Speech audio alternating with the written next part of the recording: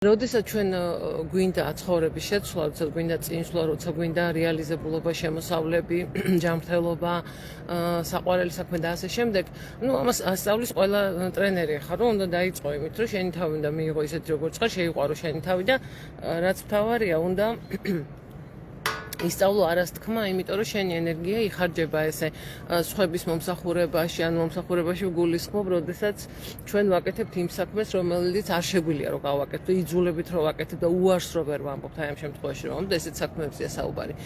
იმის იხარჯება სხვების პასუხისგებლობების აღებაში და ჩვენ არ ვითვლით ჩვენს ენერგიას, ჩვენ არ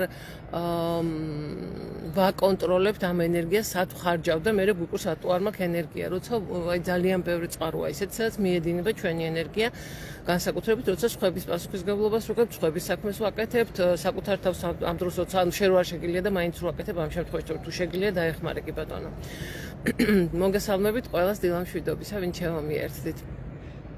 ხო და აი ხობე ვამბობთ, აი არას თქმა უნდა ისწავლო, არას თქმა უნდა ისწავლო და ძალიან ეხა გვაქვს მიმდინარეობს ჯერ არ დამთავრებულა 21 დღიანი, მე კიდე შეიძლება რომ შეუერთდეს ვისაც სურვილი ექნება, დუდან ბიმდე ესე ქვია, ანუ ბევრი კეთებიდან იქამდე, სადაც შენ ხარ უბრალოდ, შენ ხარ და რომ ხარ, ამითი ხარ ფასეული უკვე.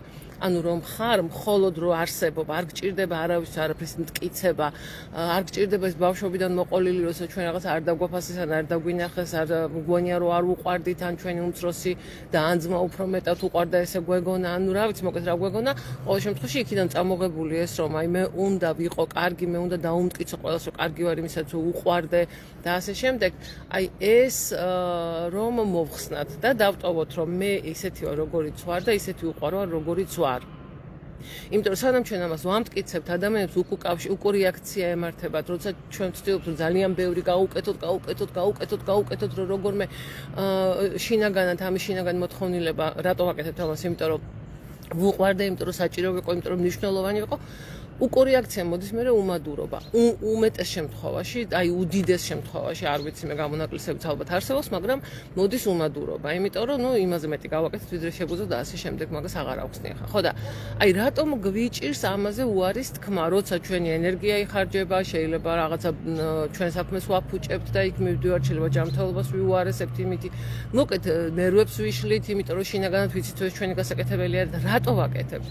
და აი ესე იგი ესეთი მე თვითონ ჩემთან რაღაცას ერთ ფესვს გავყევი და რაღაც საბოლოო ჯამში ესე იგი გამოდის რომ ადამიანების უმრავლესობამ საერთოდ არ ვიცით მე რა ვაკეთოთ. თუ ამას არ ვაკეთებ, თუ მე სხვის არა, უბრალოდ არ ვიცით კი არა. мотивация აღარ გვაქვს. ანუ ადამიანების უმრავლესობისთვის მოქმედების და აი ამ ბევრი შრომის და თავგადადების мотивация არის ის, რომ გადავრჩეთ და გადარჩენაში იგულისხმება, რომ ვუყვარდეთ, ჩვენი ადგილი გქონდეს, თავისიანად მიგვიღონ, შეგვამჩნიონ, გვაღიარონ. ეს არის ჩვენი მოთხოვნა.